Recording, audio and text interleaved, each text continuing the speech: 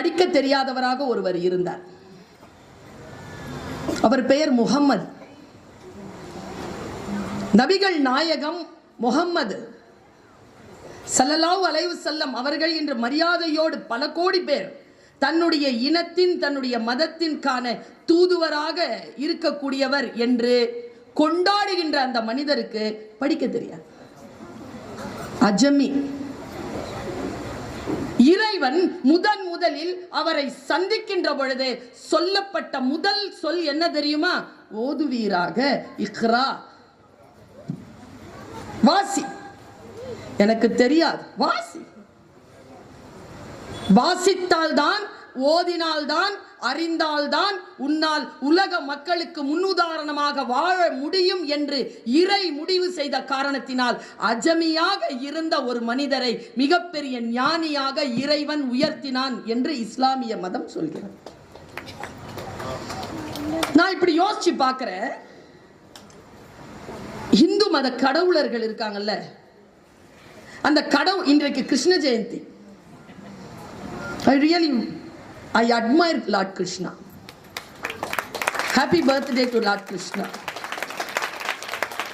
கிருஷ்ண ஜெயந்தியில் உங்கள் அத்துணை பேருக்கும் என்னுடைய வாழ்த்துக்களை இன்றைக்கு நான் தெரிவித்துக் கொள்கிறேன்.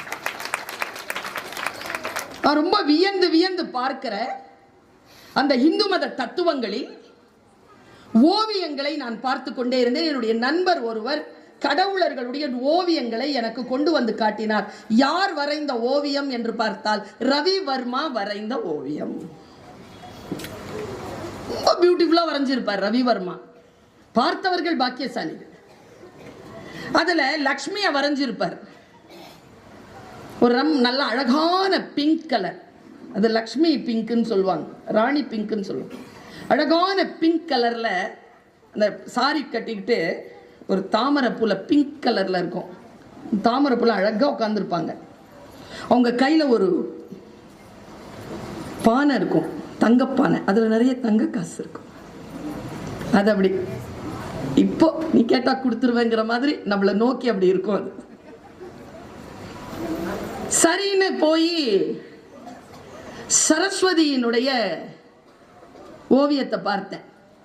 இந்த அம்மா நல்லா பத்மாசனம் போட்டுட்டு கையில நல்லா அந்த குடத்தை வச்சுட்டு அழகா உட்கார்ந்து இருக்குதா. சரஸ்வதியை பார்த்தா கையில வீணை வச்சுட்டு உட்கார்ந்துருக்கு. ஆனா அது பத்மாசனத்தில் உட்காரவில்லை. செல்வம் படைத்தவர்கள் பத்மாசனத்தில் இப்படி உட்கார்ந்திருக்க, கல்விக்கு அதிபதியான சரஸ்வதி தன் கால் மேல் கால் போட்டுக்கொண்டு அப்படி வீணை வச்சுட்டு உட்கார்ந்துருக்க. இப்போ புரியுதா துட்டுக்காரனா இருக்கிறத விட ஏன் படிக்கணும்னு? சுயமரியாதையா இருக்கலாம், கால் மேலே கால் போட்டுக்கொண்டு உட்காரலாம். இன்னொரு ஒரு விஷயம் சொல்றேன்.